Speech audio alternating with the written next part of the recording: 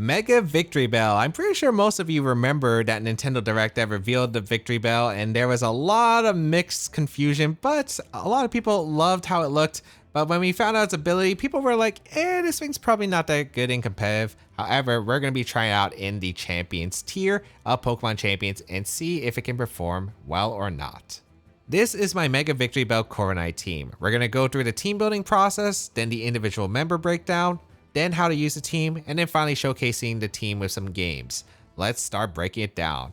So Mega Victreebel is a very interesting Mega evolution, and it gets the ability Inners Out, which is an ability that means that whatever HP the Victreebel was at before it went down to the recent hit will be the amount of HP that is reflected onto the opponent. Because for instance, if Victreebel has 100 HP remaining and it goes down to attack, it will do 100 HP of damage to the target that did knock out the Victreebel. Of course, it could be any amount of HP depending on what Victreebel had, but it will be pretty consistent. So it makes it for a very unique strategy where Victreebel plays different from other Mega Evolutions. So we can use this ability in order to be able to remove one of the biggest threats, and I had to think about, okay, what is one of the most annoying Pokemon to get rid of in this format? Because I think that's the best pairing for Victreebel, and my conclusion was going to be Corviknight, because Corviknight is one of the biggest threats in general against a lot of teams because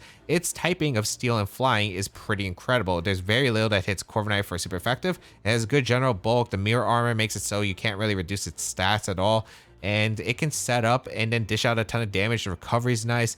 It is a Pokemon that's just really hard to remove. The only ways to remove Rotom or Corviknight is either just brute forcing it in general, or you have to have like super effective coverage, and most of that tends to be fire and the electric coverage.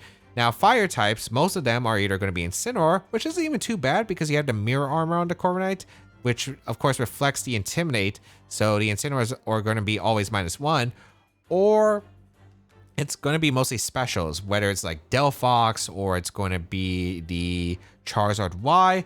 Those are probably the most common fire types, and then the electric types only really are the Rotoms. Like other than maybe random Electric Shot or Chaladon on Rain, most of the time is gonna be just a Rotom. So if we can get rid of the fire types and the Rotoms, then Corviknight is really obnoxious to break through.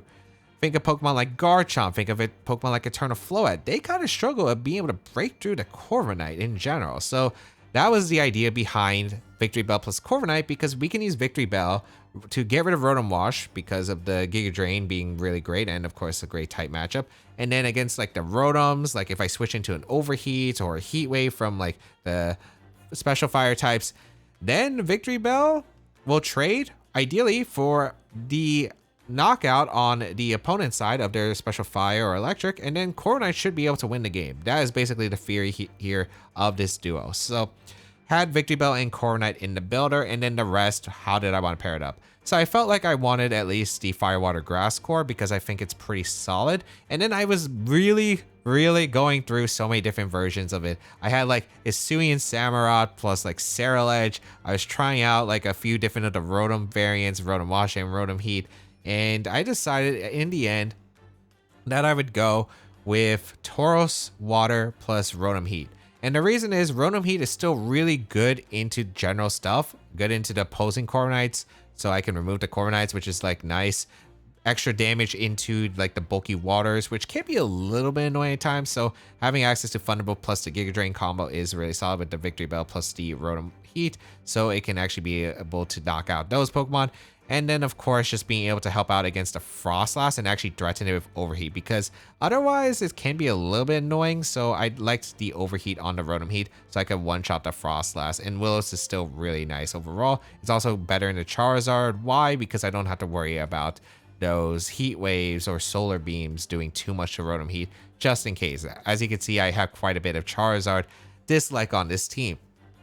Then I added the Water Tauros because I still want to Intimidate. I didn't think I needed really Incineroar on this team because I don't really want to keep pivoting with my Incineroar because that ruins two of my strats, which is Strength Sap on the Victreebel, which is able to recover the HP by lowering the attack stat of the opponent and taking the attack stat number to heal up the Victreebel. So you actually don't want to like pivot out too much with the team. So with Intimidate, it's still nice for Corviknight. I only need really like 1 round of Intimidate to really take attacks. So I thought, okay, if I'm not using Incineroar since I'm using like a Rotom, I'm going to try out the Tauros. And another reason for Tauros is just because another backup answer to King Gambit. Like the combinations that we're having, like Samurott was pretty good into King Gambit, but it also had like Move Syndrome because I want to also use it for Basket Legion as well.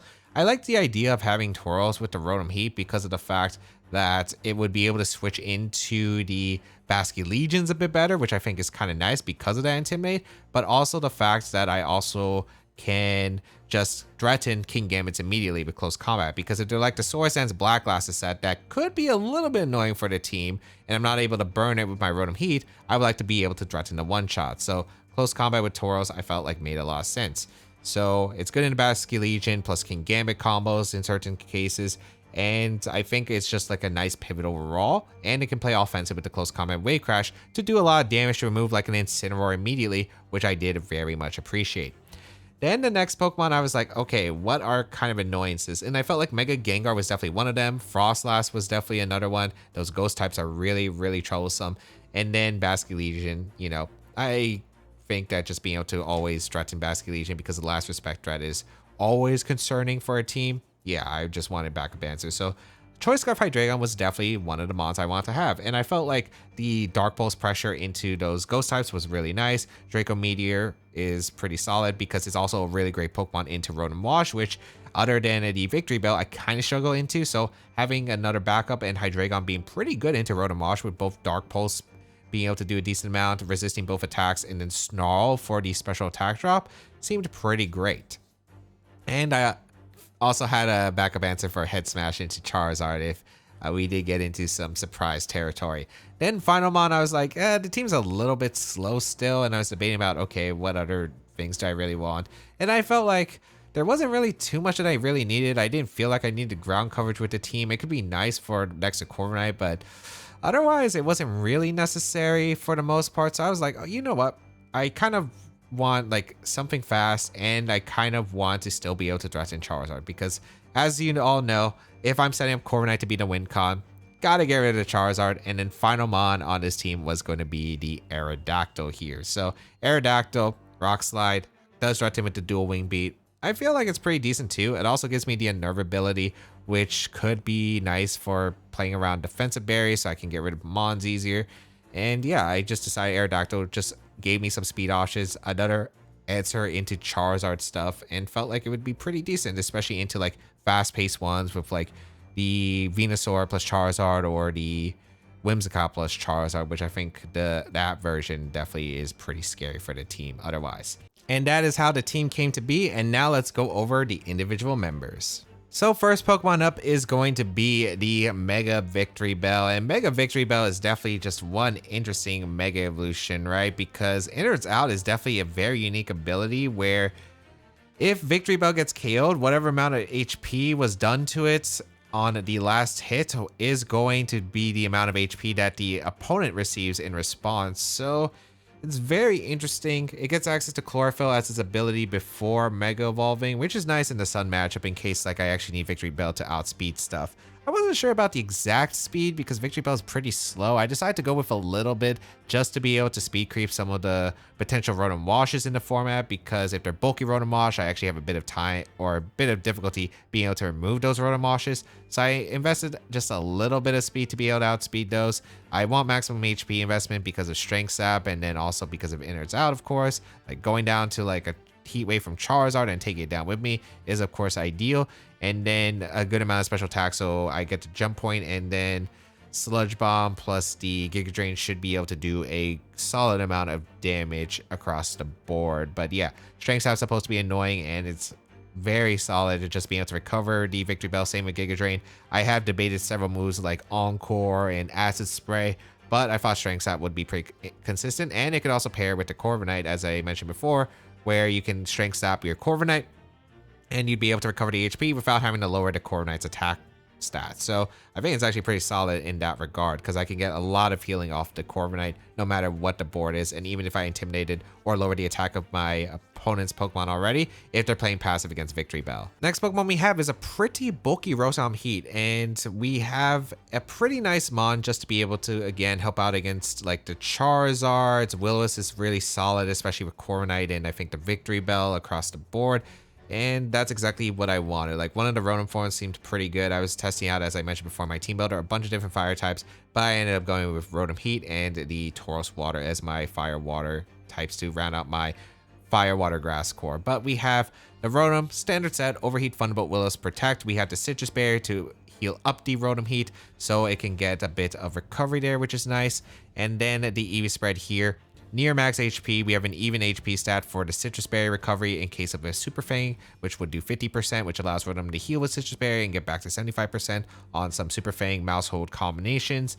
We have a jump point in the special attack stat, so I want the Rotom to still do a good amount of damage with Overheat and Thunderbolt because I want to still be able to do good amounts of knockout pressure into like Mega Frost Slash as well as opposing Corviknights. Still decent damage on the Rotoms, like Rotom Washes that could switch in. And of course, like being able to threaten the Basculegions, the King Gambits, and the Milotics seem pretty solid. So I did want a good amount of special attack. A bit of extra speed just in general to be able to speed creep some stuff and also be able to outspeed the Mega Aerodactyl under the Tailwind.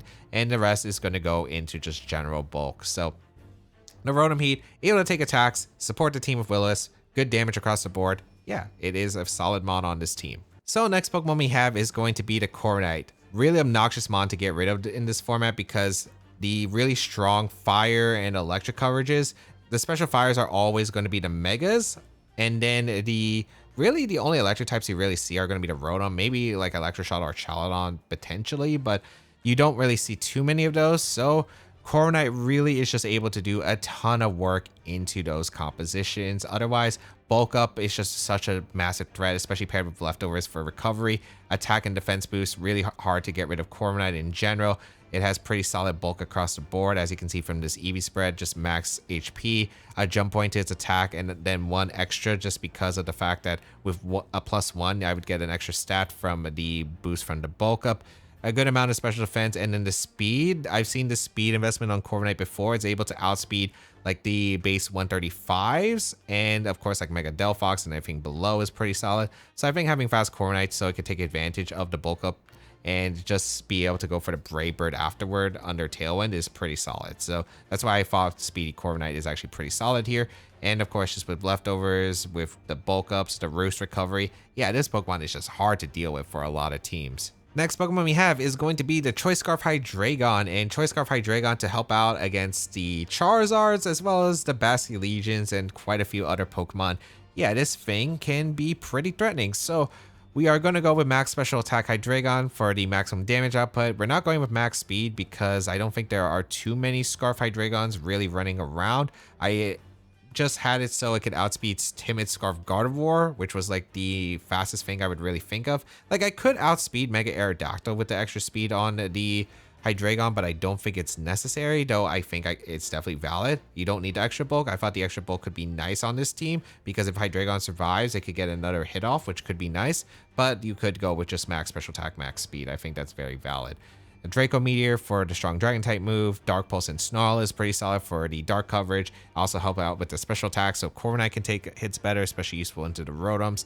And then Head Smash, which is a surprise tech for Zard Y, because I'm like, if they think that Zard Y is free to attack against like a Hydreigon plus a Corviknight board, think again. Head Smash is going to blow it up, and I really didn't think of any other moves that I could really run on Hydreigon. Maybe U-turn I was debating, but I think I would rather just be clicking Head Smash in like a lot more cases, or just hard switching is fine too. So yeah, that's the Hydreigon set. The Choice Scarf Hydreigon to outspeed like Mega Gengar and the Delphoxes and the Basculegions and threaten them hard with the Dark Pulse. Next Pokemon we have is going to be the Aqua Breed Paldean Tauros, and I think this is a pretty solid mon. Intimidate is of course fantastic. It's good in the King Gambit. It can switch into Basculegion, at least the Wave Crashes, which is solid. So I think that the Aqua Tauros has a lot that it is going for it. It also can still have those water type moves that can threaten, of course, like the Rotom Heats, the Tyrannitars, it's decent to be able to switch in Sneasler because it's got a good defense stat. Yeah, I think that Aqua Tauros is actually pretty solid, and I think Fire Tauros as well. So this EV spread here that we have here is we have max attack because I do want the damage output with Wave Crash and Close Combat. Ideally knock out Incineroar or any of those mons just immediately. Maximum damage for my Aqua Jet as well. And then I decide to have some speed investment. I decided just to go with 4 stat points because it would allow the Tauros to outspeed Adamant, Max Speed, Mega Tyranitar, which I don't think is really a set, but I don't really see Jolly Mega Tyranitar at all in this format, so I think just outspeeding the Adamant one was the fastest I really want to go with Tauros, and I didn't see anything else I really want to outspeed otherwise. Then I would just go with like a lot of HP investment just to make sure I take the least amount of sand damage. I stuck to a number that is -1 of a number divisible by 16, because if I was hitting 176, it would be an extra HP of sand damage every single time, or burn damage. So that's why I have it stuck at 175, and then the rest is just going to go into special defense to take the special hits a little bit better. But yeah, Aqua Tauros with the wider that's able to help out against opposing Intimidate leads like Incineroar, so I can still threaten it with Wave Crash or Close Combat, and then also having the access to the Close Combat with the wider, which is still pretty nice, so I can play more aggressively with this Tauros. Final Pokemon on this team is going to be the Aerodactyl, and really all this Aerodactyl was meant to do was just scare away Charizards. Really, like, the idea is that I have Speed Control, that I have Rock Slide Pressure, that it can do something against like Sneaslers, which are, you know, always an annoying Pokemon. Not as much of this team, but always an annoying Pokemon. And Rock Slide for the Charizard. It really is that simple. There wasn't really much that I thought I wanted, but I think I wanted something fast at least, so I wasn't like a huge slow team with just a Scarf Hydreigon as the only fast mon. So I wanted to make sure that if I need a fast Tailwind, it's nice. It's also good into Talonflame as well, which can be a nuisance to my Victreebel, so I can one-shot with Rock Slide and threaten it. I think isn't a bad option to scare away. And yeah, it's pretty standard, just standard max speed, max attack with a Focus Sash, the rest into defense, Rock Slide, Dual Wing Beat, Tail, and Protect, with the Unnervability that is able to shut down my opponents and not use their berries. Yeah, that's pretty much what Aerodactyl is supposed to do, help out with the rest of the team by having a fast mode. So how to use the team? Well, it plays very differently from a lot of common teams, but it is really about trying to win with Corviknight in most cases, because Corviknight is such a good mon when it is set up and you got rid of the opponent's threats to Corviknight, because it can just win games on its own. It's really absurd how bulky this mon is, especially with its great defensive typing in this format. So we are trying to win with Corviknight.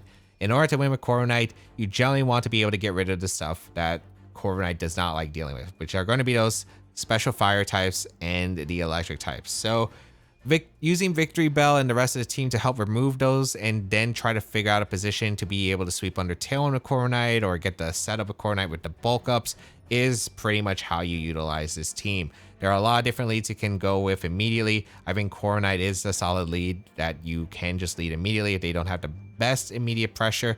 I think Victreebel loves to lead, especially because you want to Mega Evolve it for the innards out immediately, because you do want the ability. So they are always playing a bit scared of the Victreebel, because if they play scared against the Victreebel, then you could Strengths out to lower their attack. You could get recovery as well. Giga Drain, Sludge Bomb actually do some pretty good chip damage, because Mega Victreebel does get access to a good amount of special attack investment and a bit of bulk, I suppose, which is nice. But yeah, there are quite a few ways. So you can get chip damage with Victreebel if they're playing scared of it, or you sacrifice it again for the trade for Corviknight. That's kind of the idea about this team. So Victreebel really likes to lead. I would say, like most common leads, would probably be the Victreebel plus the Tauros, Corviknight, or Rotom Heat. All of those are solid just to be able to, again, try to build up for positions where Corviknight can win. Corviknight can definitely lead to get the Tailwind up immediately, or if there's not too many threats, you can go for the bulk up. Or you could, again, switch out Corviknight to try and bait the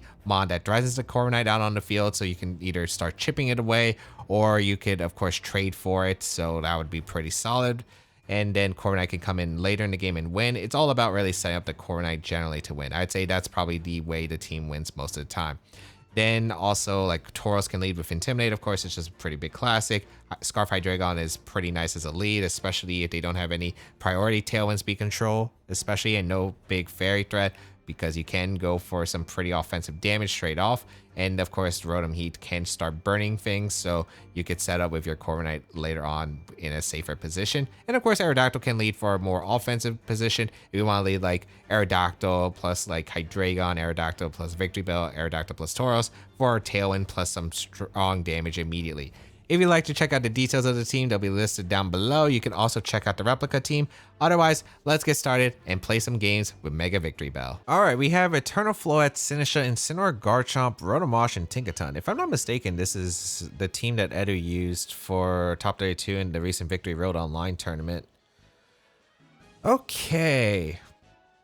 If that's the case, I feel like I'm okay in this matchup. The Rotomosh is pretty annoying to my Corviknight, and so is Tinkaton. Everything else though, Victreebel is kind of good. Victreebel is kind of good here. So I think lead wise, I definitely want to lead Victreebel. Is it Victreebel Corviknight? I don't know if they lead Rotomosh. I'm more scared of the Floette, if anything. I think Victreebel Corviknight's actually a decent lead here. I don't think I need Scarf Hydreigon in this matchup. I think Rotom and Tauros are definitely broad here. Tauros for the Incineroar, and I do have the Rotom Heat that's able to help out against the Tinkaton. If I remember right, it's Aqua Berry on the Tinkaton and Salt Sand on the Garchomp, Citrus Berry on the Rotom, I want to say. I could be wrong about that. It could be Scarf Rotom. I don't remember the exact details, but I think that this is a pretty good like Victreebel Corviknight matchup. Overall, like it's really tough for them to break through the Corviknight and the Victreebel. If I remember right, it's not even Dragon Claw Garchomp, it's like Rock Slide Double Ground. So if it doesn't have Dragon Claw, like I could have brought Hydreigon then, but I think getting rid of Floette is enemy number one. Because then Tauros is also pretty good against my opponent's team, but let's see what my opponent does. I think this is actually, is this Edu? It's Mudsdale and Myra. Okay, we see Tinkaton plus the Floette versus Corviknight and Victreebel. Okay. I'm just going to go for Sludge Bomb into the Floette, and I'm just going to get my Tailwind up. I don't see a problem with that. I don't see a problem with that, because if I get the Sludge Bomb damage into Floette, it's pretty good. I know it gets access to Calm Mind, but they don't know what Victreebel does. Man, I wish I had Encore in some situations, because Encore, it's like you want multiple moves on the Victreebel. It's like you want Encore, you want Encore, you want Strength Sap, you want Acid Spray, which I debated about. There were like so many cool moves that Victreebel does get access to. I think this is just fake out Victreebel and the Calm Mind comes out. Okay.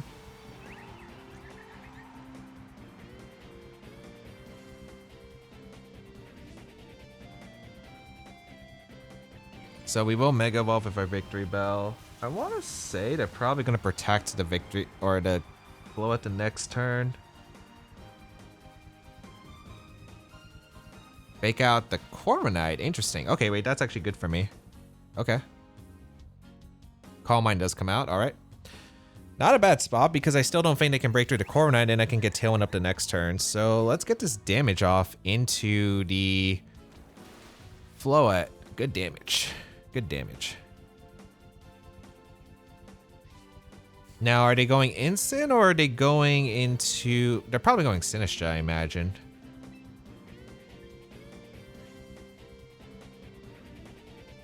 I'm just going to Sludge Bomb to Floette, and I'm going to Tailwind. Yeah, there's no reason not to. I'm not worried about Encore on the Tinkaton. If they go Sinistra, they take a bunch of damage. They go for Gigaton Hammer. Does this knock out with the Floette attack? Is this Moonblast? Wait, they knock out their own Floette though, right? I'm pretty sure they do. Because Innard's out. Okay. So we trade Floette for the... We trade Floette for the Victreebel, which obviously against a Rotom is not ideal, but granted... Oh wait, my Rotom Wash answers are very bad. Huh.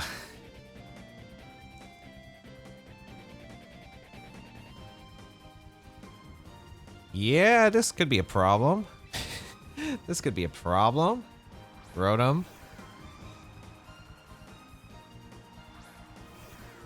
Oh man. I should have thought about the potential double up.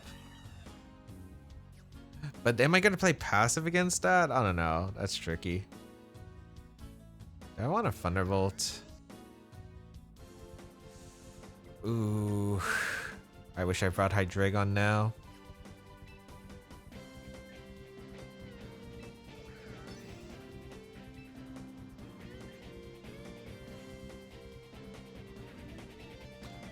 I think I double up the Rotom because I need the damage on the Rotom. They swap out the Tinkaton Sinisha? Oh, Garchomp back. Interesting. Wait. There's no Sinisha, which actually makes this pretty reasonable for me to win. They Volt Switch to Corp. Oh, it's Scarf Rotom. Wait, that makes it so much easier to win against. Okay. If it's Scarf Rotom, I can whisk the Garchomp, which is nice. Okay. I need a big wisp into the Garchomp slot.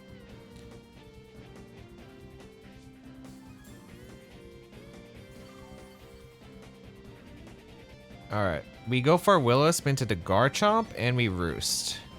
Or do we Roost? Because they could go for Solving Tantrum. I think they're probably going to Rock Slide, though. I'm going to Roost. They fake out the Rotom. I'm really expecting Rock Slide here. Let's see if I'm right.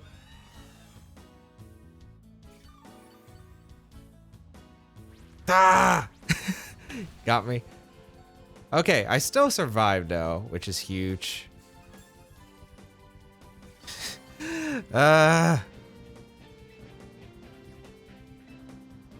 Actually, there's no problem with wisping and going for a Roost anyway. Yeah, there's no problem going for a Roost and wisp here into the Garchomp because I still get the recovery. And we saw how much they did. Yeah, if they go for Protect again, this is completely fine because I get a free Roost off. Okay. As we whisk the Garchomp, or attempt to, and we get the Roost. So Corviknight's still annoying for them. They're probably going to Encore the Corviknight, I imagine. Yeah.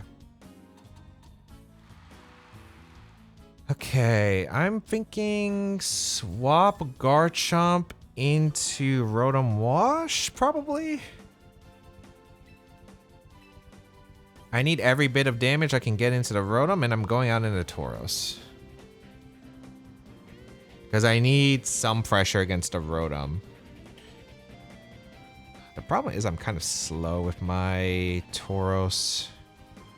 I think they Encore my Rotom Heat switch to Rotom. Oh, they swap out the... Okay, they swap out that slot. That's fine. Because I do get an Intimidate off and a Wisp. I wish I got Tailwind up because I really thought... Okay. Or no, I couldn't because of the Roost. Okay, they go for Rock Tomb into Rotom, which is cool. Okay.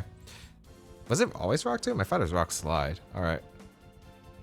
Wisp, we connect. Huge. That's a big Wisp into the Garchomp.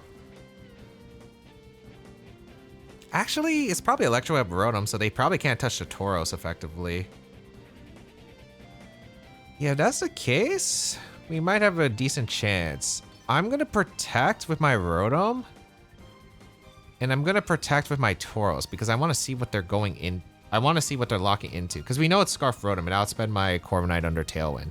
So that makes it easier. Good play on the Spy to Switch. Tinkaton. Okay.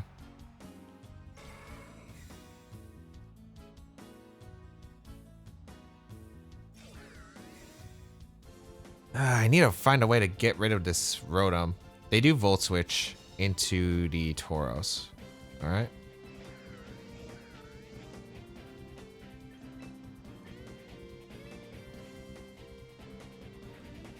I need like every bit of damage into the Rotom. So do I just Jet here?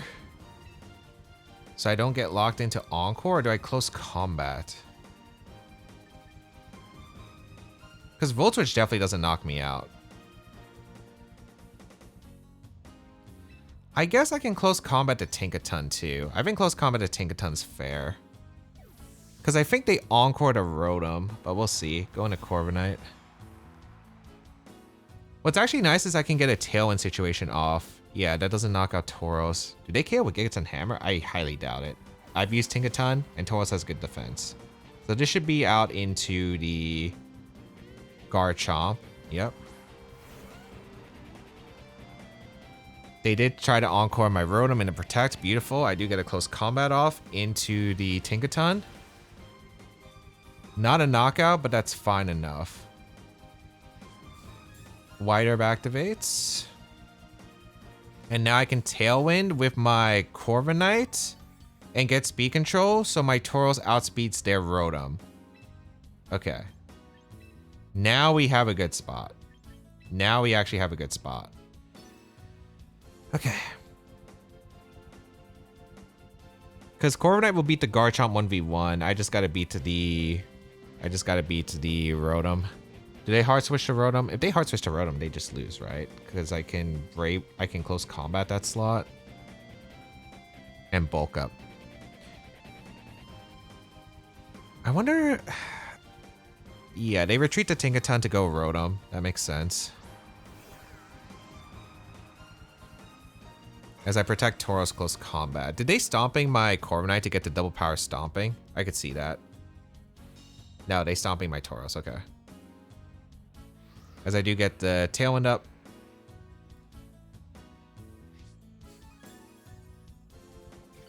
Now we bulk up with our Corviknight and we close combat the Rotom slot. I really think that they go Tinkaton here for the Rotom slot, but regardless, I think this is still my best play. Because if it's just Volt Switch, they have no way to touch the Corviknight. And then I get Rotom Heat in, and Thunderbolt Brave Bird pins the Rotom Wash regardless. So I think no matter what, I get the KO onto Rotom here with close combat. Or I get the Tinkaton, which is fine too. Again, I could have read this and swapped out Tauros into Rotom Heat, but I still think this is fine. Because close combat into the Tinkaton will KO the Tinkaton. They can't even Rock Slide flinch me, which is good, as Tinkaton goes down. They should KO my Tauros after the stomping, but I'm pretty sure the combo of Thunderbolt plus Brave Bird will KO the Rotom and will be super safe. Okay, Tauros down. And now Rotom Heat plus Corviknight should win, because they have no chance of KOing the Corviknight unless they crit. Yeah, this is always the play. Because Thunderbolt won't KO the Rotom, but it will do enough to put in Brave Bird range. So I am good here. Yeah, I'm good. Ooh, okay. Even though the turn 1 didn't work out, Victreebel still taking the trade was actually not bad for me. Even though it would have been really lovely for everything else in the back, because I think it would have just won the game if I preserved it. You know what? We were able to showcase why like Corviknight's such a monster and why it kind of works on this kind of team. So we Thunderbolt and we Brave Bird, because one Volt Switch won't KO the Rotom. If it's Electro, it should be like Electro up too. So I mean, I'm good here. We know the Rotom can't protect. It could have Trick, but even if they Trick, it's fine. Actually, yeah, it's fine. I was like, maybe they trick my Rotom and hope for the Citrus, but I do get the Thunderbolt off. Doesn't KO. They move first. They get a Volt Switch. Yeah, Corviknight is going to eat whatever Garchomp throws at it. And Brave Bird will KO the Rotom. So beautiful. Okay. Epic. We get rid of the Rotom, and then the Garchomp is solo here.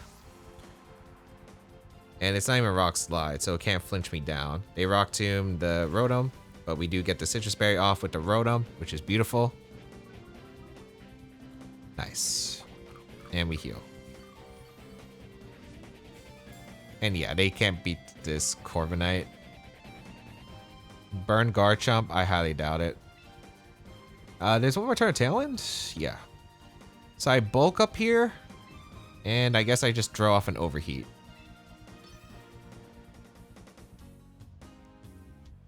I mean, either way, like, the reason I don't Roost here is because they could obviously Stomping Tantrum. I don't think Crit Stomping would KO, but regardless, like, Bulk Up is just the safest play, because I can Bulk Up into Roost and then Brave Bird and win.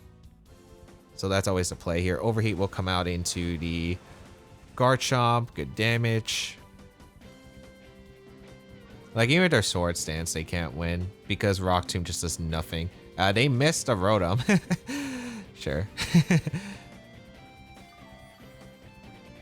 But yeah, I can now Roost, Overheat.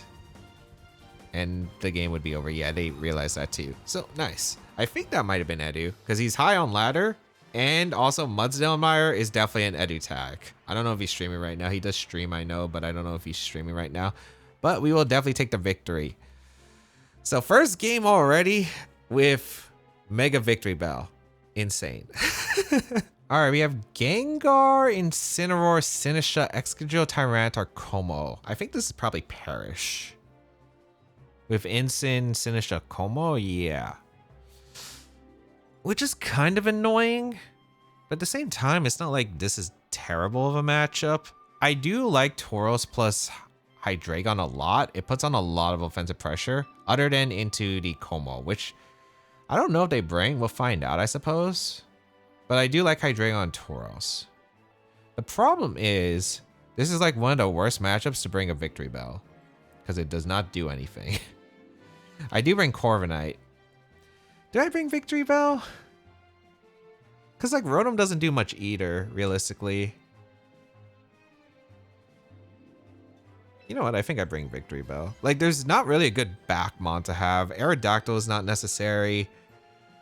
Rotom does more damage to Gengar, but I am bringing a lot of potential Gengar hate here with Hydreigon, with Tauros. So let's see.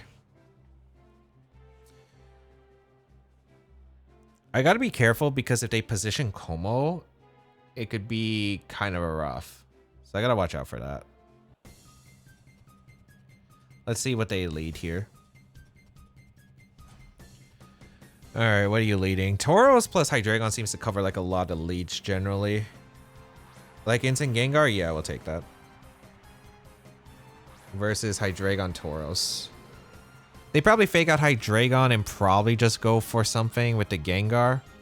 I'm gonna Dark Pulse the Gengar immediately, and I'm gonna Wave Crash the Incin. If I get rid of Incin already, that's one less piece that they have. So I'm gonna go for a Dark Pulse attempt into the Gengar, and we're gonna go for a Wave Crash into the Incineroar. Oh, if they brought Como, this could get a little bit weird because I could switch out Incin into Como and Mega Evolve Protect Gengar, I suppose, but I'm not Dracoing the Incin turn 1. Maybe I Draco the Gengar turn 1. I think they could also still just fake out, but we'll see. Maybe I should have close combat the Incin, but I think Incin more likely to carry a Chople Berry than a Pasho Berry. But maybe they're weak to, they are very weak to Basket Legion. Maybe it is Pasho. I don't know. They're also weak to fighting too. That's the problem. But they have a lot more fighting switch-ins than they do water switch-ins. Okay, they stay in, which is perfect. So I get to the threat in Mega Gengar. And what are they doing? Oh, wait, what? Oh, I didn't KO the Gengar, but I mean, it's pretty low. They Shadow Ball the Tauros. Okay. Is it Pasho? It doesn't seem like it. Wave Crash. That lived? That's Max Attack Tauros. What did they do with the instant? Parting Shot? Parting Shot to Hydreigon.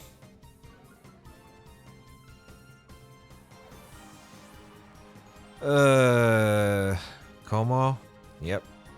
I mean, I have Corviknight. Corviknight's still in a pretty good spot. Because if I get damage on Como, it's really tough for them. So this isn't awful. It's not ideal, though. I'm going to Dark Pulse to Como and Close Combat to Como, I think. Because I would like the damage into Como here. They protect Gengar on the Aqua Jet. That makes sense. Hopefully I get some good damage. Maybe a potential flinch. But I do need the damage on the Como regardless. So this is still probably my best option. They go for the Clangor Soul. Yep, that's fine. Is it Sinistcha back, I guess is the question. How much does this close combat do? Ooh, that's good damage, actually. That's good damage. It should be Sinistcha back. And if it's Sinistcha back, we should be able to go for Dark Pulse into the Gengar slot. And I think we definitely go for an Aqua Jet into the Como.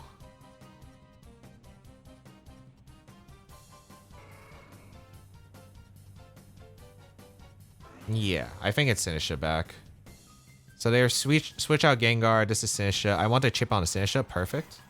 And I don't mind them taking a double knockout here. The only way this goes bad is if they Clanger Soul again, which... then they would be put into Aqua Chip range. I get the extra chip. And I should outspeed the Como. Yep, Dark Pulse into Sinisha. Good damage. Citrus is kind of annoying here. Okay. They go for Clang Scales. Takes a knockout onto both, but that's acceptable. Okay. I think this is pretty reasonable for me, though. I don't know if they're Trick Room or not. That's the question. I think Victreebel lives one attack from the Como. I really, really, really have doubts that this Como has access to... what's it called?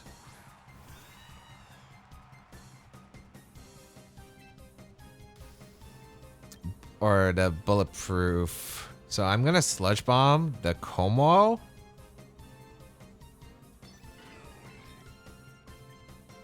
And Tailwind.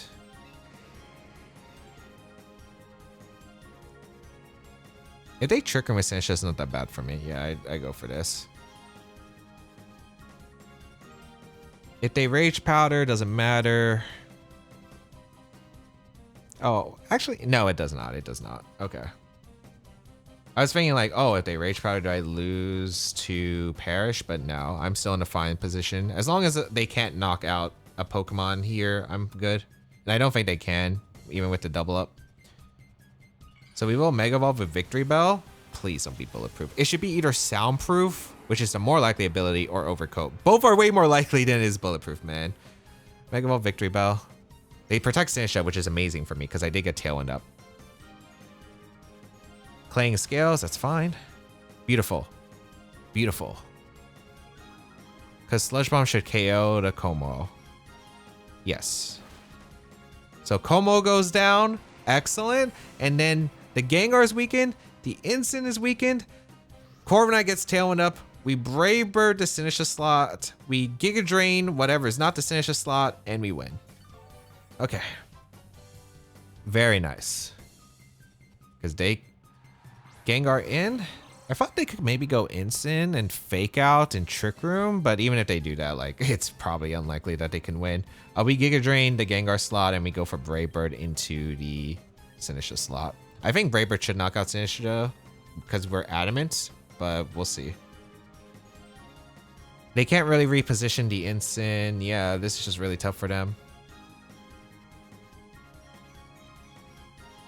And yeah, like with Tailwind, I knew Corviknight was going to be faster than Como because I do outspeed the modest max speed Como by 1 point, and that's the most common set. Giga Drain will KO the Gengar, and we will get a Brave Bird off into Sinisha. I guess what they're hoping for is that Sinisha lives the Brave Bird and gets Trick Room up, so Instant can maybe win, but no, they would have to Flare Blitz, and then they go down to Recall, and they can't really get the healing off, so Brave Bird. Sinisha does survive. It does survive.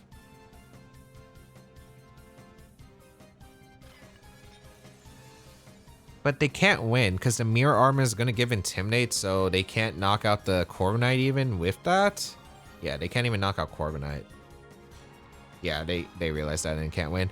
Ooh, I can't believe the Instant lived the Wave Crash, man. That's max attack Tauros. But you know what? We will take it. Put on offense and then Victreebel, Corviknight as the back two. Perfect. Surprised no Fake Out, but maybe they're scared of like Tailwind from the Hydreigon or something. But we will take it. All right, we have Whimsicott, Hisuian Arcanine, the Aegislash, Hisuian Zoroark, Eternal Floette, and the Serena. Why is Victreebel so good here? Why is Victreebel actually really good here? Okay, I think Victreebel plus Corviknight is such a crazy lead here for me. And then in the back, I don't think I need Hydreigon. It's decent, but not necessary. I think Rotom Tauros is really good here. I want to lead Corviknight because if they're Intimidate Arcanine, I want to make sure that I have the Mirror Armor that is making sure the Arcanine is kind of in check. And I definitely want Tauros in the back because I want the Intimidate and the Aqua Jet pressure against the Arcanine. I gotta let Tauros, but I don't know if they're gonna lead their fairies or not. So we'll find out. But this looks like a great matchup. I really hope I don't throw it away though. because there could be text. There could be text. The Hisuian Zoroark is also a little bit weird because I have no idea what it will be. Like, it could be like fake tears combo, but let's see. Float Whimsicott. Okay. Versus Victreebel Corviknight. Corviknight just seems in such a good spot. I think my best play is to Mega Evolve. Probably just Protect realistically and Brave Bird the Float. The reason I think this is the best play is because one of these could be Zoroark. But they can't fake tears my Corviknight, so they can't get a knockout to the Corviknight slot. I get the Brave Bird. I could see Whimsicott or Float being the Hisuian Zoroark. I think it's decently likely it's Float, but we'll see. Because I'm curious if this is like some Hyper Voice thing or Hyper Beam to get rid of Victreebel or Fake Tears Hyper Voice combo. No, I got it wrong. Okay, the Float is going to Mega Evolve. All right. And what are you doing with the Whimsicott? We will Mega Evolve our Victreebel. I probably go Rotom Heat because I don't need Rotom Heat in this match. Yeah, I don't need Rotom Heat in this match. Okay, we will Protect. I want to scout for like I want to scout for some blow up option. Psychic. There it is. That's Hisuian Zoroark. Okay, so I knew it was one of them. They doubled into that slot. Perfect. I had a feeling it was one of them. Brave Bird. Good damage to the Float. Get the leftovers recovery. Yeah, I mean, I'm feeling pretty good about this spot.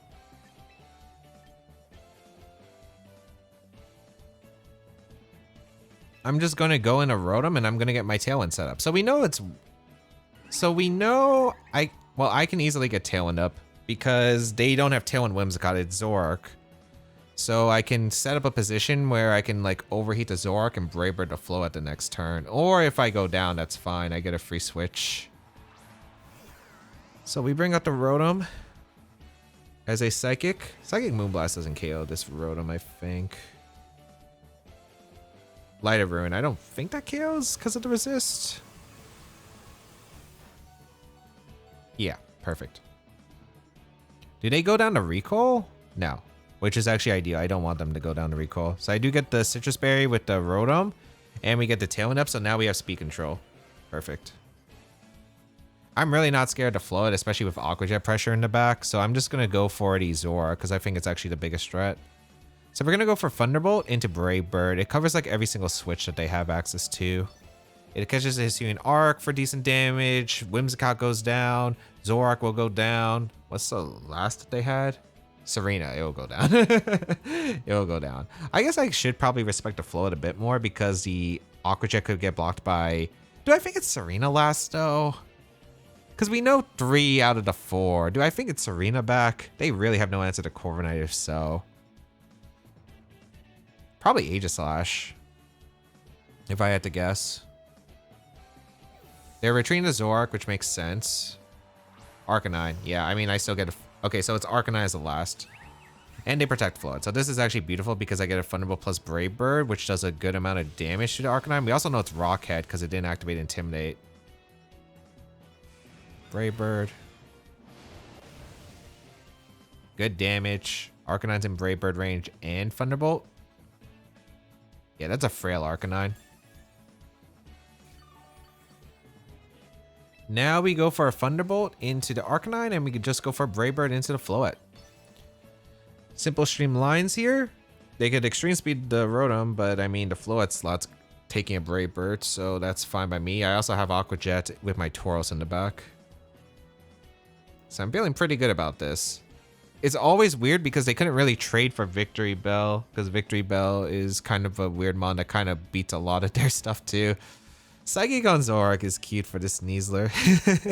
For the Sneasler stuff.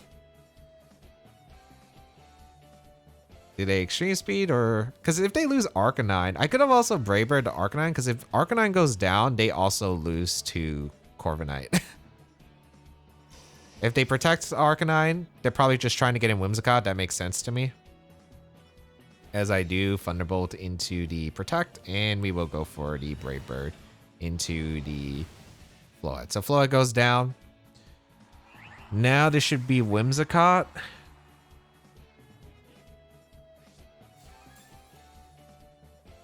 And I Thunderbolt the Arcanine, Heart Swap to Tauros.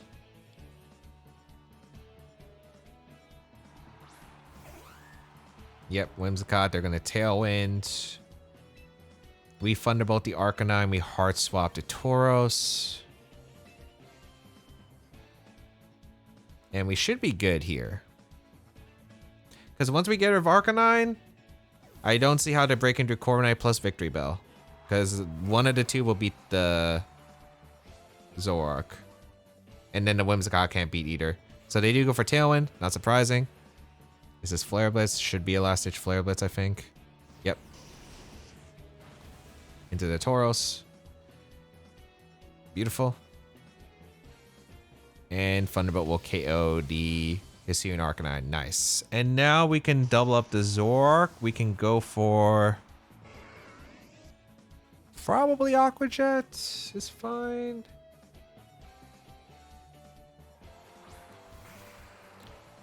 Zoroark is the last. I think I just go for Thunderbolt and I go for Aqua Jet. I don't know if Moonblast KOs me from the Whimsicott. Like, it could be some Fairy Feather set, so I'm just gonna Aqua Jet and Thunderbolt. That did a lot. Okay, that did a lot. Shadow Ball into the Rotom, that makes sense. And they're gonna go for Moonblast. Yep. Yeah, it does KO Tauros, so I'm glad I just went for the double up. And I'm just gonna Brave Bird plus a... Brave Bird plus Giga Drain the Zoroark. Because, like, what are the... Yeah, they can't do anything. I was like, is there some Endeavor Whimsicott tech that could win them the game? And I just don't think they can because they're at full HP. They aren't able to, like, Endeavor enough HP to take a knockout. So I just didn't think they had, like, a real chance. I felt like I was in a really good spot with the Victreebel and the Corviknight in the end game because one Zoroark goes for damage. It probably still can't take a knockout, but I definitely get a KO with one of my hits. And then Whimsicott's just isolated at that point. Alright, we have Garchomp, Talonflame, Basculegion, King Gambit, Rotom Wash, and the Eternal Floette, which I really like this matchup, I'd say. Because I think Victreebel is really good here. Yeah, I think Victreebel is pretty good. I feel like I might have played this before in one of my test games, but I can't remember. Okay, what am I leading? I think Victreebel is pretty solid. Did I lead Tauros? I don't know if they lead Rotom, is my question. Rotom Wash is definitely the scariest mod. I'm going to have to preserve my Victreebel specifically for the Rotom Wash. Do I bring Rotom Heat? It's good, but not necessary. I think my best combo is probably like Tauros Victreebel with Corviknight Hydreigon back. Because I need a backup answer to Rotom Wash. Because if I'm trying to let Corviknight sweep, I need to get rid of Talonflame, I need to get rid of Rotom Wash, and I need to get some bulk ups off. So let's see how this is going to go. I wonder what they're going to bring lead-wise. Talonflame? Talonflame Floette. Okay, that makes sense. Versus Tauros and Victreebel.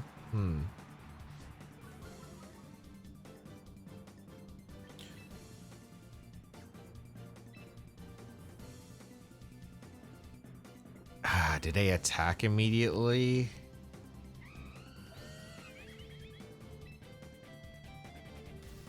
This isn't the greatest lead. I'm scared of Acro plus an attack from the Floette. I wish I bled Rotom Heat. This is still okay though. It depends. I might have to call what they do. I think I Sludge Bomb swap to Corviknight though. Because I need to have Tauros around to be able to deal with the Gambit and to potentially slow down the Basculegion. I don't really like the spot. I think I probably should have led Rotom Heat. I think I might have led Rotom Heat in the test game, but I don't remember what I did exactly. I wanted the Victreebel lead with the Tauros because it's like, okay, if they led like Rotom Talonflame, I'm in a good spot against this. But yeah, Talonflame would have been better. Maybe I should have protected. Oh, they Brave Bird Moonblast, didn't they? Or they Dazzled. Oh, that's an interesting trade. Did they crit me? Okay, I was about to say that should not have KO'd. So we took the knock on Talonflame, but I don't know if that's great. I think that's actually pretty awful. I think that crit is really awful, actually. Because if I lit Brave Bird in a Dazzle, this would have been nice, but now the Rotom could come in. Although, it might still be fine. We're going to go Hydreigon, because they're going to go Rotom, and I have to Snarl the Rotom. And Tailwind. That's my only out, yeah. So I have to Snarl, and I have to Tailwind. Because I need speed control right here. And I need to lower the special attack of the damage output. I have to sack Hydreigon, basically. I have to sack Hydreigon to get the Snarl off. And then maybe I can win with Tauros plus the Corviknight. Oh, they protect Rotom. Okay, that makes sense. Although, it being protect Rotom is bad. Because I would have really liked to get the Snarl off into the Rotom. They go for Dazzle here. Okay, yeah, it's probably over.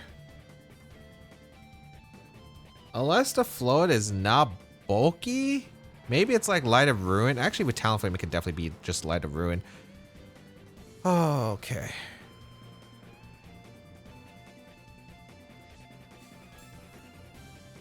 I'm gonna go for Wave Crash with my Tauros into the Flood. Hope that knocks out and just bulk up with my Corviknight, I think. I think this is like bulky Wisp Rotom, so I think I'm probably losing here. That's why the crit was really bad, because if Victreebel had a chance to live Brave Bird, Dazzling Gleam, although it really just depended, because I had no idea like how offensive the talents are. Like some of the talents are like Wisp on this team, but I wasn't 100% certain. Let's Wave Crash and let's go for bulk up. Because I don't want to Roost just yet. I need to save all my Roost in case it's like Basculegion back. They're going to protect the Float, which is fine. That gives me an extra turn. I wonder if Brave Bird plus the Close Combat can knock out the Rotom. It's probably not because it's Citrus. Here goes bulk up on the Corviknight. They whisked the Corviknight. Okay. That's fine. Yeah, that's fine. Leftovers. I need the Wave Crash into the Float, and I need to probably just Brave Bird the Rotom again to put in maybe hopeful close combat range. Like, I need some RNG here probably. Float gonna retreat. Is this Basculegion? Yeah, that makes sense. Alright, I get a Wave Crash off into Bask. That actually did a lot of damage. Am I in T-Bolt range, or are they Wisping again?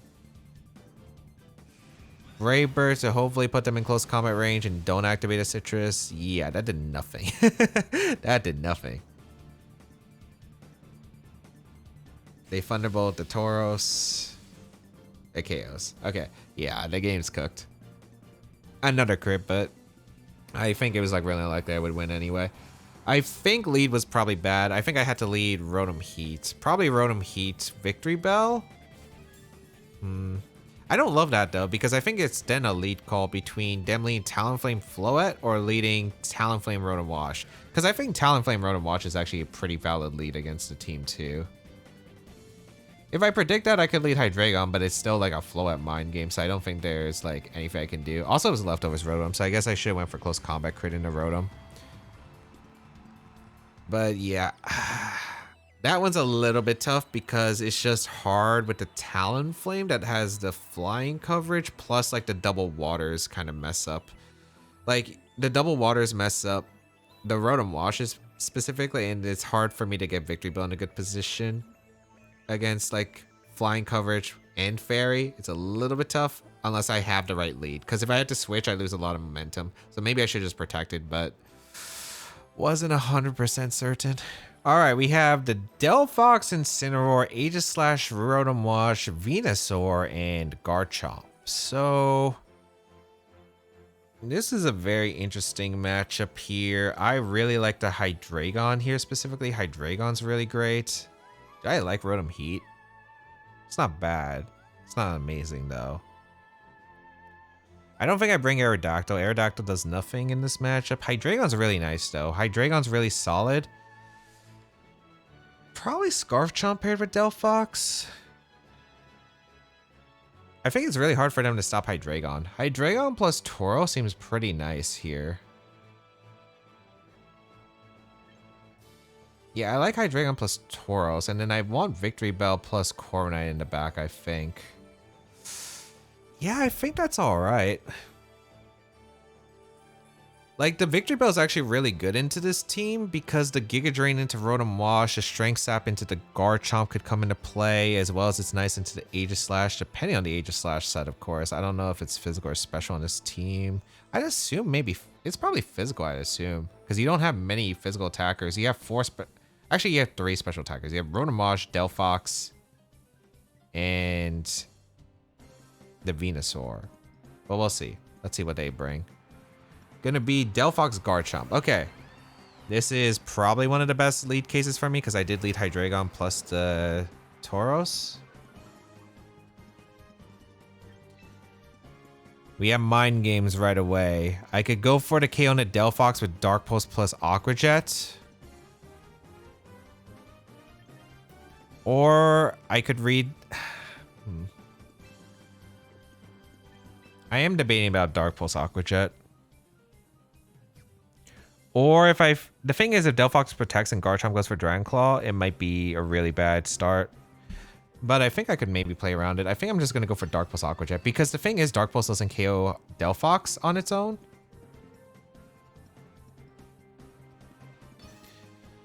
So yeah, we're going to go for Dark Pulse Aqua Jet. Ah, they retreated the Delphox into the Rotom. Okay, that's fine though. I get damage in a Rotom, which is actually nice. So I get an Aqua Jet off into the Rotom and a Dark Pulse. That looks like bulky Rotom. Yeah, they Dragon Claw, so that's fine. Because I am able to take it with the Intimidate guaranteed here. And we are able to get the Dark Pulse. Okay. That should put it in close combat range. It's leftovers though. It looks especially defensive, however. That Dark Pulse did nothing. We're going to go Corviknight, and we're going to go for a close combat, I think, into the Rotom. Are they going to double out the Garchomp? I could definitely see them doubling out the Garchomp here. Because I feel like the play makes it look so much that I have Scarf Hydreigon. Like, I really think it does. So I could see the Garchomp doubling out here. Close combat should knock out the Rotom. I guess the question is, am I faster? I think I am. I think it's really bulky on the Rotom. Okay, they didn't read the double. They go for Dragon Claw, which is fine. And I'm able to get close combat off. That's nice. Oh, you've got to be kidding me. That lived? Oh no. They doubled my Corviknight, but that's fine. Yeah, actually no, this is actually a better spot for me. This is a better spot for me because I can Tailwind with my Corviknight. I can't believe that lived. Like, what's this Rotom? It took the Dark Pulse and the close combat like nothing. Is this just full bulk? But it did damage. My play is still always Tailwind and to Wave Crash the Rotom. Is it the Wave Crash the Rotom? It is, right? Yes. They should switch out Garchomp. Yep, that's fine. You don't risk Delphox here, right? Yeah, it's Aegislash. That makes sense. Okay. They give me the Rotom, which is massive because I get Tailwind up. And now with Tailwind, it's looking pretty decent here. I get a crit. Doesn't really matter, I think. I get the Tailwind up. I should be in a good spot, but the question is... Okay. The Aegislash can't Poltergeist the Tauros if they have Poltergeist. Garchomp coming in. I wonder if I knock out Garchomp with the combination of Brave Bird plus the Close Combat. Which I think is worth going for. They can't get a double knockout this turn. Yeah, they can't get a double knockout this turn. I go for Close Combat plus Brave Bird and try to KO the Garchomp. Close Combat. Good damage. Rough Skin. Dragon Claw into the Tauros. That's fine. Did they double that slot? Because I do get the Brave Bird. KOs the Garchomp. Beautiful. Who did the Aegislash target and what's the attack? I feel like it's Poltergeist into the Corviknight.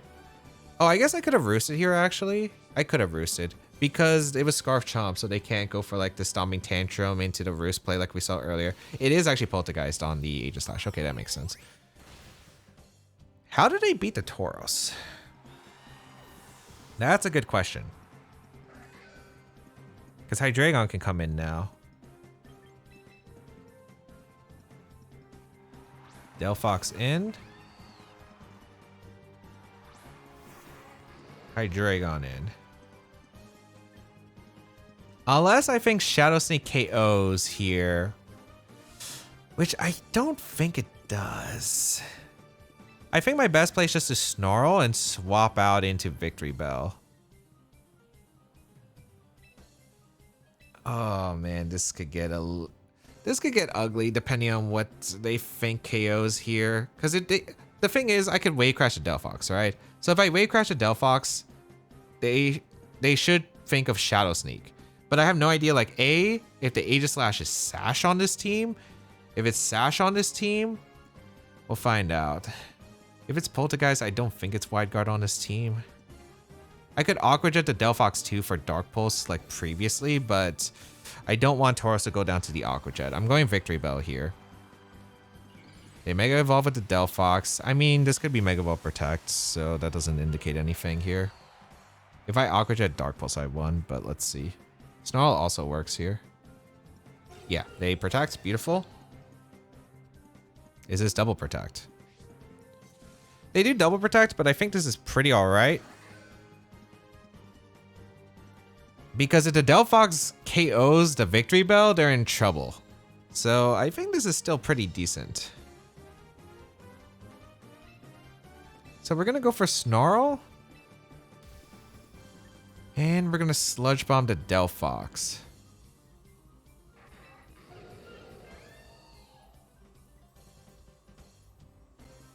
Or do we want to Strength Up the Aegislash?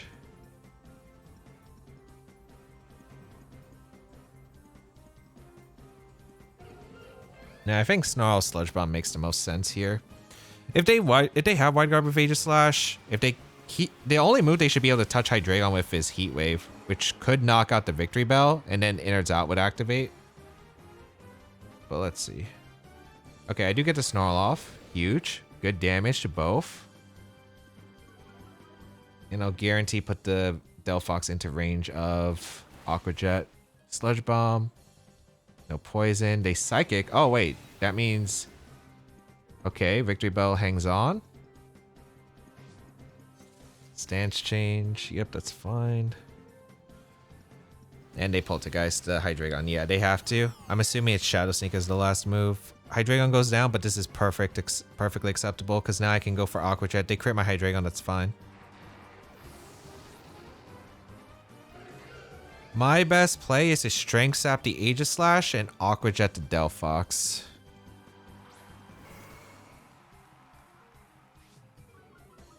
Yeah. So we go for Aqua Jet into Delphox, and we Strength Sap. The Aqua Jet's kind of obvious, but I could also Wave Crash the Aegislash. I don't know, I think this is pretty safe across the board, because I know I definitely live Aqua Jet now, because they're -1, and I have the Intim. Or they're -1 and about to be -2 thanks to Strength Sap. Ooh. Stance change here, okay.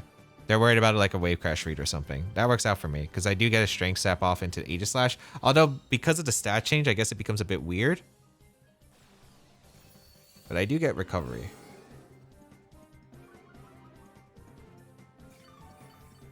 Yeah, pretty good recovery, actually.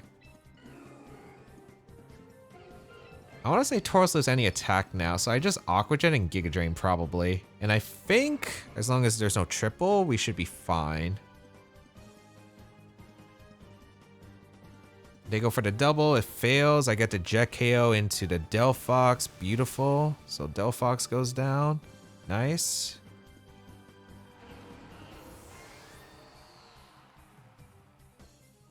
Giga Drain does actually some good damage to the Aegislash.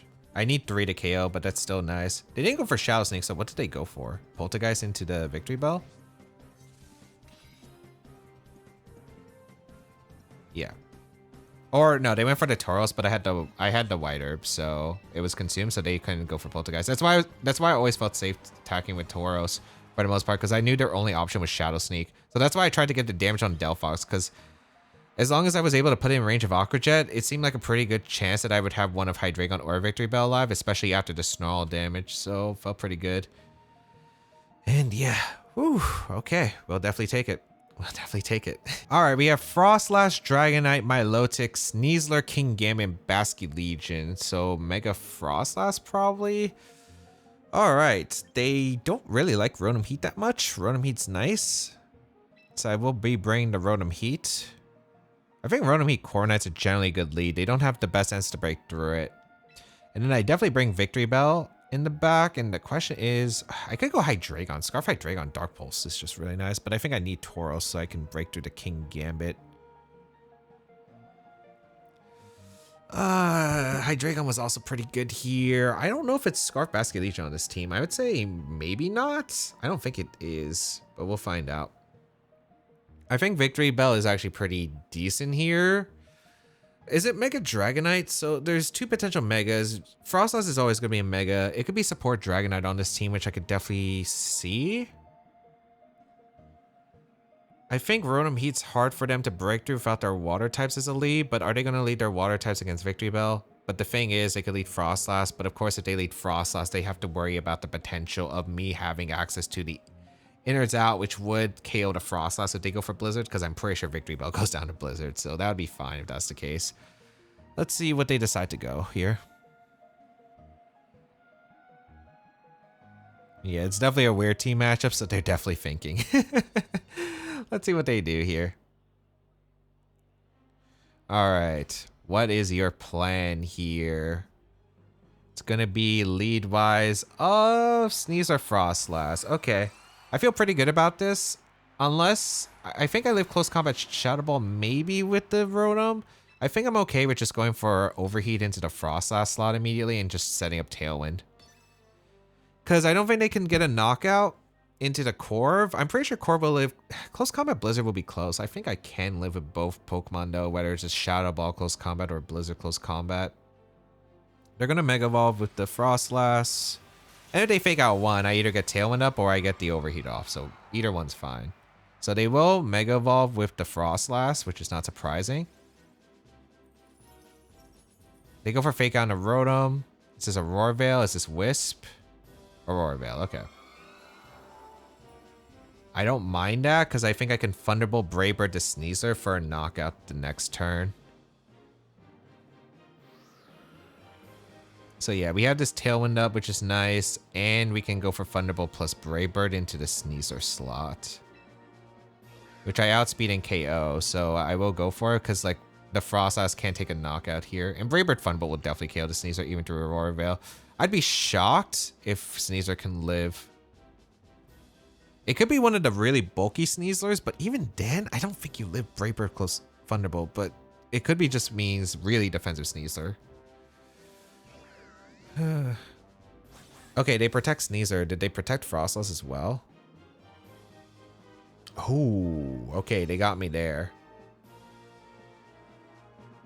They did get me there. I guess I can Wisp the Sneasler the next turn. Blizzard, okay. That did nothing. I want to say it's really, really bulky Frostlass then, because that did absolutely nothing actually. I'm going to go for a Wisp into the Sneasler slot then, and I'm going to go for a Bulk Up. Because if I get to burn something on the Sneasler slot, it's pretty nice. And I'm not taking too much damage from the Sneasler when it's burned. I also get to... I'm kind of curious on what the Sneasler set is. Sneasler's going to retreat, something getting burned. King Gambit getting burned is very nice because King Gambit doesn't do anything now. Nice. Nice, we land Willow. And then next turn I can Roost and overheat the Frost Slash. So this is a pretty decent start. All things considered. We get the bulk up, so we get a +1 defense. Blizzard. Or I took more there. Okay. But the thing is, I can Roost off the Blizzard and turn into a Steel type, so my Corviknight takes less from the Blizzard by losing the Flying typing, so it's now resisted because it's only Steel type remaining. We go for Overheat and we go for Roost.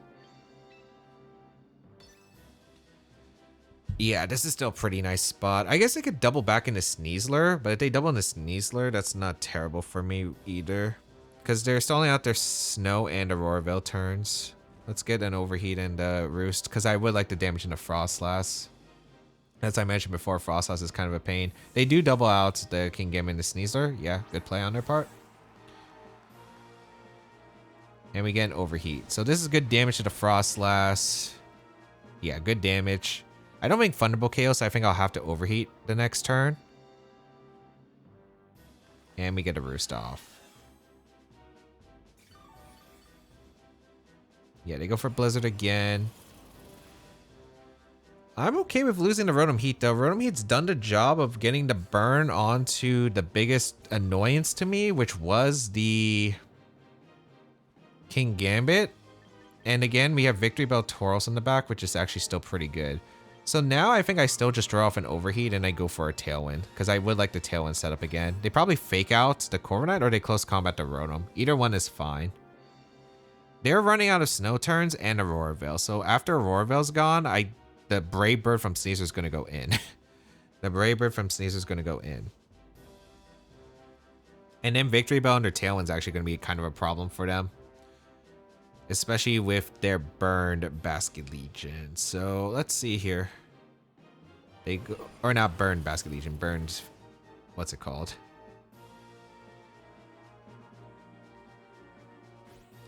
They're burned King Gambit. So they go for close combat into the Rotom, which is fine.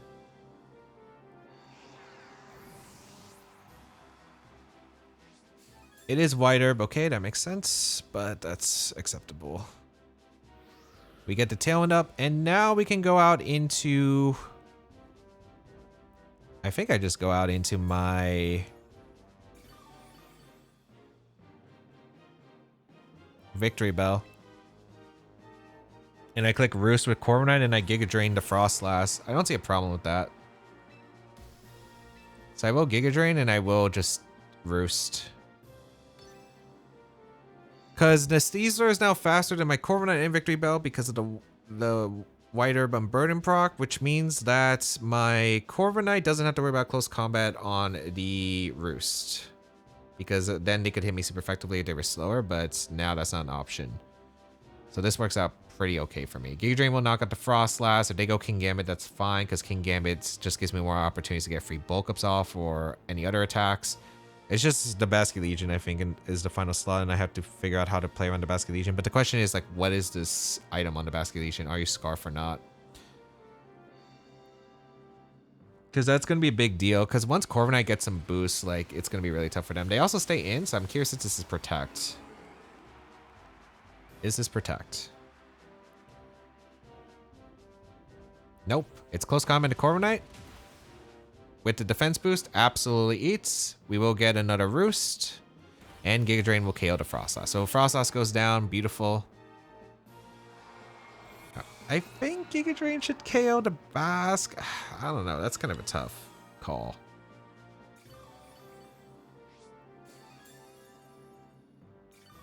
But I just don't see how they're breaking into Corviknight right now. That's for sure. I think if it's Bask coming in, I just Giga Drain the Bask. I don't think Gambit ever comes in here. If they go Gambit, I think they're tossing because I just Strength Sap Roost. Yeah, I mean, I don't care about Gambit coming in.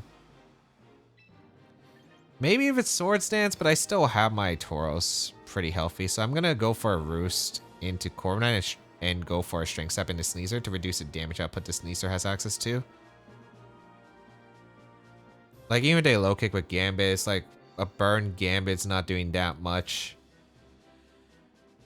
So I don't mind this. Unless they're trying to figure out if I have... Unless they're trying to bait me by targeting a Sneasler and then switch out to King Gambit into Basket Legion. But even then, yeah, they go for close combat again. I tank it with Corv. And now here is a Strength Zap into the Sneasler. Okay, beautiful. And here comes the Roost. Low kick. Yeah, it doesn't do anything, even if it's super effective. Okay. I rinse and repeat here with Bulk Up and Strength Sap. Oops, not Strength Sap to Gambit, Strength Sap to Sneasler, and Bulk Up. Because I want to make sure that Corviknight can take on the Basket Legion. Which, because we haven't gotten any KOs yet, we're still in a really good spot. Because the Last Respect has like no damage output. And with 2 Bulk Ups, we'll survive anything. They start targeting down the Victreebel, which makes sense. Para. Ooh, I don't like that. That's bad against Basket Legion, but okay. I do get a Bulk Up off. Okay. As we Strengths up again. I'm guessing they're doubling the Victreebel. Kowtow. Yeah, it does nothing. Okay. Now we go for a Strength Sap into our Corviknight. Because we can heal off the damage, and we'll go for Brave Bird into the Sneasler. Because I'm not wanting to stick this out too long, because I don't really want crits to be a big factor in this game. If I Strength Sap the Victreebel, or a Strength Sap with Victreebel and a Corviknight, I am able to heal my Victreebel back to full HP, which matters against the Basket Legion endgame, without proccing a Defiant on the King Gambit. So they go for close combat. I take it.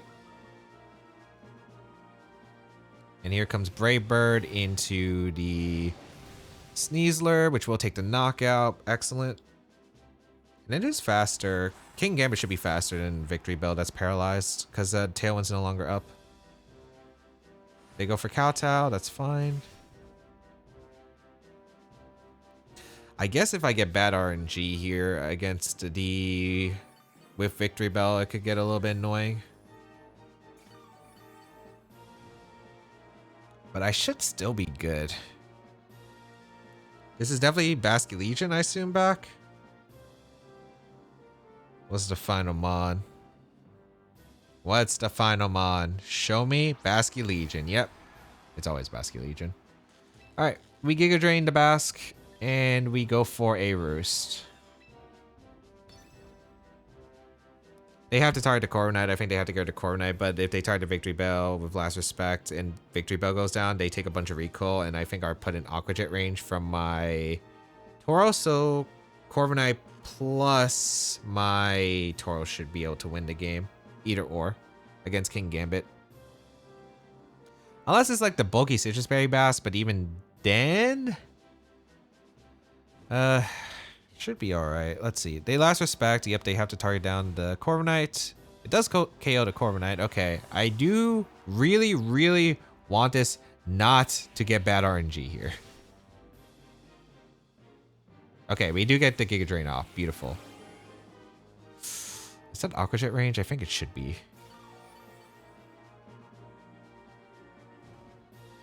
I think it should be.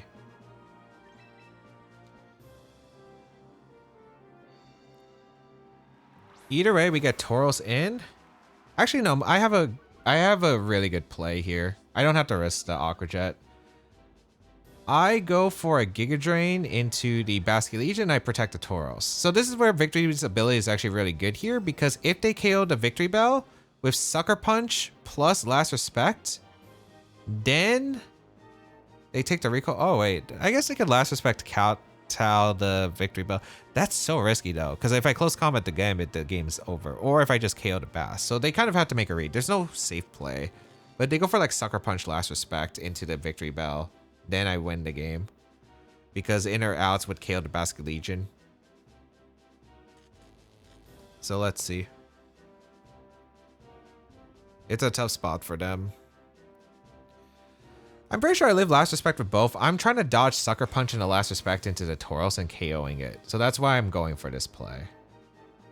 And if they protect, that's fine. Because either if they KO Victory Bell, same thing. And if I get the Giga Drain off, I win. They do Last Respect. Perfect.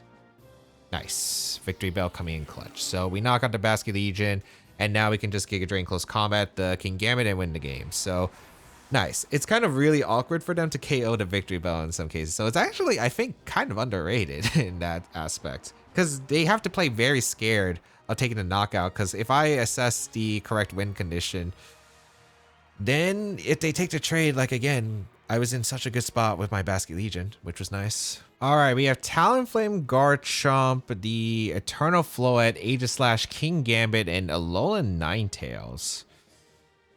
Alolan Ninetales should be fine. Rotom Heat is really good in this matchup, though. How did they hit Rotom Heat? They have one mon that hits Rotom Heat, basically, and that's Garchomp. I guess Aegislash, Gambit do damage to it, but not after a Will-O-Wisp. So definitely bringing the Rotom lead. I think Rotom plus Tauros or Rotom plus Corviknight. I kind of like Rotom Corviknight because this is pretty safe into like a lot of their lead combinations. And a lot of their potential lead combinations do not like that. I think Victory Bell in the back and Tauros as the end game should be pretty solid here.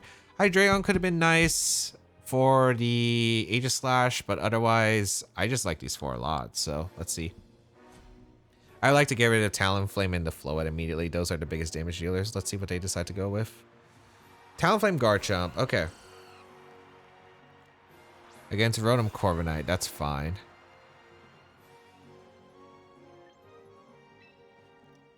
My best play is just to go out in a Tauros for the Intimidate. Actually, there's a lot of plays that I can do here. Like, I can Will-O-Wisp the Garchomp. I think Will-O-Wisp the Garchomp is actually the move and go into Tauros. Because they could Flare Blitz, Rock Slide immediately. They could go for quite a bit, actually. So I think a Will-O-Wisp the Garchomp make it so that it's not doing much for the rest of the game. And if Talonflame protects, that's super ideal. So I get a Wisp off into Garchomp, hopefully. I could have got a free Bulk Up, too. I was debating about Bulk Up and switching to Tauros, but this works. Please hit the Thunder... or hit the Wisp. Nice. Huge Wisp hit into the Garchomp. So the Garchomp basically is not doing anything for the rest of the game, which is nice. Now I can focus down the Talonflame until Garchomp switches out probably into Flow at this turn, but that's fine if it does. I'm going to Thunderbolt the Talonflame to get damage, and I'm going into Corviknight. Because I could absorb a Brave Bird. They could go for Tailwind, which is completely reasonable. They could Wisp here, which is kind of annoying, but at the same time, it's not that bad. Let's see. I just really like the idea of getting this Thunderbolt off into Talonflame. And start getting rid of the Talon. If it's not bulky Talon, it goes down to Thunderbolt, but Talonflame retreats into Floette. Aegislash. Okay. The Garchomp didn't switch out, which is actually huge for me. So I do get Corviknight in. Okay. Go for Rock Slide again. All right. Rotom dodging is nice. That's less damage. I'll definitely appreciate that. And we get a Thunderbolt off into the Aegislash. Good damage. I want to say they should play cautious here. How are they beating the Corviknight? I can't see they're planning a Corviknight right now. Unless it's special Aegislash, but they're threatened by Overheat now. I'm going to protect and bulk up with my Corviknight. Because like now this is the perfect time for Corviknight to get set up. Especially if it's like the Poltergeist Aegislash. They stay in. Maybe to Rock Slide. Poltergeist? Rock Slide. I didn't want to go Tauros yet for the Intim. Oh, it's that Aegislash is fast. Okay, so it's probably Sash because it's definitely fast. Okay, target Rotom. Nice, good bulk up. My Rotom is slower than these Pokemon, or slower than the Aegislash. Here's the thing, if the Rock Slide hits, does it activate my Citrus? It does not. So my best play is to go into Tauros for the Intim and bulk up again. How did they beat the Corviknight? Like, they brought 3 special attackers. The last one has to be Floette, or they have to have Overheat Talent, I guess. But we bring out the Tauros. We get another Intimidate round. Rock Slide. Does nothing. They go for Poltergeist. So I'm going to be taking a bit. Yeah, but I'm fine. And another bulk up. Okay. Now I can Tailwind with my Corviknight. So I'm faster than the Garchomp unless it's Scarf Garchomp. And I could Wave Crash to Aegislash, but I think my best play is just to Protect and Tailwind.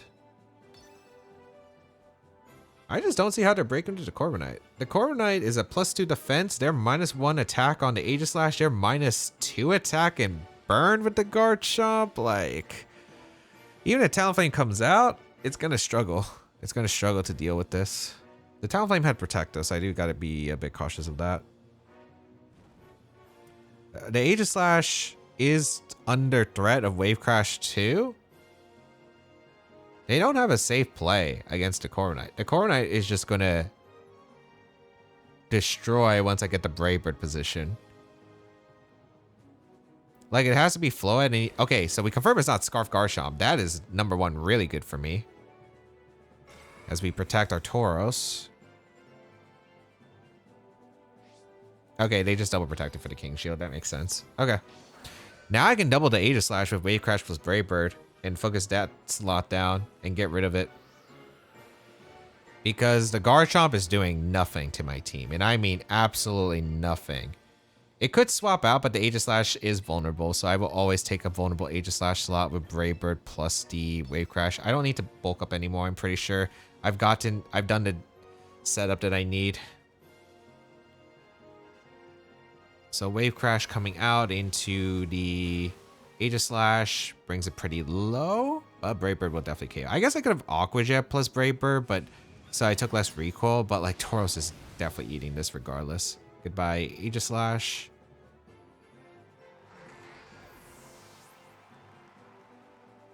And like, yeah, Corviknight is pretty safe here. They go for Dragon Claw. 58 to 38. Yeah, I'm not too worried. I still gotta watch out for crits, but generally, yeah, they're gonna forfeit. I don't even get to bring out the Victreebel. Just I won with Corviknight. They brought nothing for Corviknight. Like, what am I supposed to do? They brought nothing for Corviknight. Crazy. Crazy. Top 30 with Corviknight and Mega Victreebel. Kind of insane. The synergy is really crazy. Alright, we have Charizard, Dragapult, King Gambit, Sneasler, Garchomp, and Whimsicott. Interesting. So the Charizard, of course, is the biggest threat. If I could get rid of the Charizard, yeah, Corviknight, unless it's special, Dragapult pretty much demolishes this team. I think lead-wise, do I want to go Aerodactyl? No. I think Victreebel, Rotom, Heat is pretty good here. And then I think Corviknight and Tauros. I mean, I could bring the Aerodactyl. Aerodactyl isn't terrible to have.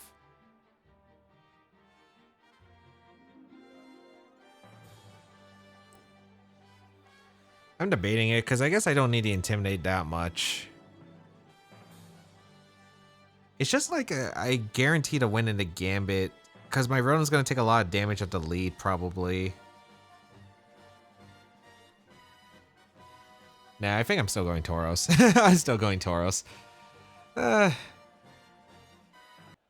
still going Tauros because I think it's still better. I think Gambit's honestly more threatening than the Charizard because, again, I'm willing to sack my Victreebel just to KO the Charizard. So let's see. What is your lead going to be? Sneasler or Whimsicott? Okay, pretty good for me. As I do lead Rotom plus Victreebel. Solid. I'm going to go for a Sludge Bomb into the Whimsicott, and I'm going to go for a Will-O-Wisp into the Sneasler. All I think I have to worry about is Endeavor Whimsicott, because Endeavor Whimsicott's kind of annoying. Alright. Aerodactyl would have been really good lead-wise, so I'm kind of surprised about this, but this is still alright. They fake out my Rotom, okay. And Tailwind.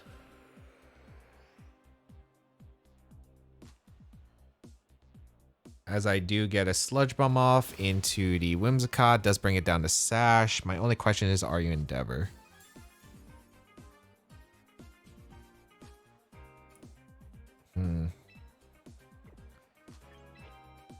If it's Endeavor, it's really, really annoying.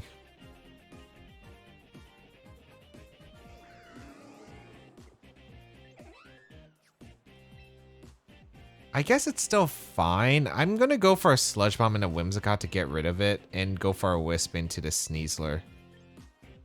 Yeah, I think that's still okay. They retreat the Whimsicott. Gambit? Charizard. Okay, I get Sludge Bomb damage into Charizard. I'll definitely take that. They go for close combat to Rotom. That makes sense. That did a lot, so it's definitely adamant max attack. So it should be White Herb then. Okay. Yeah, it's White Herb. And I get a free Sludge Bomb and a Wisp off. Nice. Big connect. If I get rid of the Charizard again, Corviknight is in such a good position. Good damage to the Charizard. And the poison! And the poison! That's great for me. Okay. I guess I preserved the Victreebel now. Yeah, I can preserve the Victreebel. I can go for a double protect here. Get the poison damage off. Yeah, I don't even have to sacrifice Victreebel at this point. Because I can just put this Charizard into Aqua Jet range. So that's perfect. Okay. As we double protect. I was thinking I had to sack Victreebel once they gave me the Whimsicott, but this works out really, really nicely. Dire Claw into the Victreebel and Heat Wave. Does that KO Rotom? I don't know if that KOs Rotom. Alright. That's fine by me. Charizard low. I just go out into Tauros and I still Thunderbolt the Charizard because I would like to get rid of the Charizard guarantee, because let's say if they Dire Claw crit or something BS with my Tauros on the switch and I lose Aqua Jet pressure, I want to make sure there's not an end game where they save Charizard against the Corviknight in the end. So I always go into Tauros and Thunderbolt. They Dire Claw the Rotom. Okay, it hangs on. And then the Heat Wave, which is fine. They get the poison. I go down to Heat Wave, so that's whatever. Or, well, Rotom dodged, so. I don't think it was, again, it wasn't a necessary dodge. Man, that did a lot of damage. Thunderbolt gonna KO the Charizard, so Charizard goes down. And then what's the last mon? If it's Garchomp, they lose to Corviknight. So I'm feeling pretty good here. Tailwind peters out. This is Whimsicott. If it's Whimsicott, I click Aqua Jet plus Thunderbolt. In Aqua Jet the Whimsicott. Yep. I Aqua Jet the Whimsicott into a Thunderbolt into the Sneasler. I could save Rotom, I suppose. Yeah, I want to save Rotom. Because they're going to Dire Claw. Oh, Thunderbolt doesn't knock out Sneasler. Yeah, I save Rotom, actually. I might as well. Because I might as well go Corviknight here. So I can have more sacks for the Whimsicott if necessary. Also, I can get my Corviknight set up into a good spot. So that's actually worth. They protect, which is cool. They're probably close combating that slot. That's fine. I didn't want to overheat and miss. And then just sack Rotom for nothing, so I think this is pretty reasonable for me. They Dire Claw the Tauros. Okay. They don't have a Bask. They have a Gambit. They have Chomp too. I mean, my play is always to Jet here and Brave Bird. Because close combat doesn't knock out the Tauros unless they go Garchomp and get the Rough Skin, which is fine. I just gotta make sure I play around Endeavor potential on the Whimsicott. And if they don't, yeah, I get the Aqua Jet Brave Bird and I should win. I don't see what mon they could have in the back that could win. Aqua Jet comes out into the Whimsicott, takes a knockout. Excellent. So Whimsicott down, no Endeavor I have to worry about. Granted, it probably wasn't Endeavor. It's probably Encore or Moonblast, but just to be safe, Moonblast does nothing to Corviknight. And I Brave Bird to Sneasler. So, I mean, there was a miss on the Rotom, but I don't think it was that big of a deal. The Sludge Bomb Poison was, but... I mean, they did risk the Charizard there, so... It is what it is. It wasn't that bad of odds for me. Let's see what their last was. Like, I could have sacked Victreebel potentially in one if it's not Endeavor on the Whimsicott, and the last mon's like Gambit. And if that's the case, I just win. Or if it's Garchomp, yeah, I would probably still win this game realistically. Like, I don't think they were breaking through the Corviknight at that point. So our best play is just to sack the Rotom here and go for a Bulk Up. Unless this Garchomp has a Fire move. One of the rare Fire move Garchomp, which maybe it does. But I very much doubt it. Bring out the Rotom. And Rock Slide. Alright. Nice.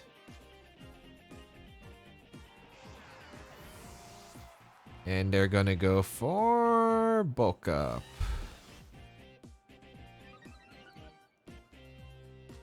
Sunlight Phase doesn't matter. Again, they just can't beat this Corviknight. Now I can go for... Yeah, they realize that too. I have Victreebel and Tauros also still alive, and they still can't break through. Like, they just can't break through anything realistically. So... Mega Victreebel to top 20. Crazy work. But yeah, obviously Victreebel. So how was the team? It's actually funny because the team obviously was really good. It was really good because Corviknight is just such an absurd mon in this format. Victreebel, well, it wasn't like the craziest mon because it's not getting like knockouts like a lot of the other Mega Evolutions can be sweepers. Mega Victreebel plays very differently compared to like a lot of the other Mega Evolutions. So it's all about positioning, and it's kind of like a background hero in a way, where it's not really taking a star to show, it's kind of being there to support Corviknight in the shadows to allow Corviknight what it needs to do. And that's kind of the role on Mega Victreebel, and I think that's like one of the best ways to play it. Let me know what you thought about Mega Victreebel down below in the comments, but if you'd like to try out the team, make sure you grab out the replica code while it's available. Otherwise, you can check out the details of the team down below in the description. And of course, subscribe to the channel for more VGC content. As always, why not check out the recent team that we did feature that does involve, for instance, like the Mega Clefable with Sand, that we are trying a bunch of the cool Mega Evolutions on this team and seeing if we can make them viable.